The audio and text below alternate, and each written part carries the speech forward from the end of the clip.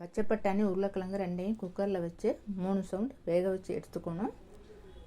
காலிஃப்ளவரை தனியாக வேக வச்சு எடுத்துக்கணும். பட்டாணி இந்த அளவு வெந்திருக்கணும்.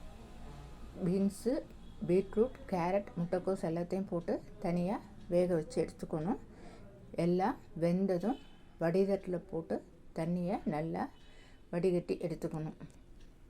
உருளைக்கிழங்க தோல் உரித்து நல்லா துருவி எடுத்துக்கிட்டு தண்ணி வடிய வச்சு இந்த காய்கறியை அதோடு போட்டுட்டு தனி மிளகாய்த்தூள், உப்பு, மஞ்சத்தூள், கரம் மசாலா தூள், கொஞ்சம் பிரெட்டு தூள் எல்லாத்தையும் போட்டு நல்லா பிசைஞ்சு எடுத்துக்கணும்.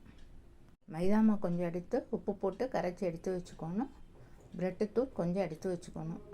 நம்ம பிசைஞ்சு வச்சுருக்க காய்கறிகளை வேணுங்கிற சைஸில் தட்டி எடுத்துக்கிட்டு மைதா மாவில் நனைச்சி பிரெட்டு தூளில் பிரட்டி எண்ணெயில் போட்டு பொன்னிறமாக பொரிச்செடுக்கணும்.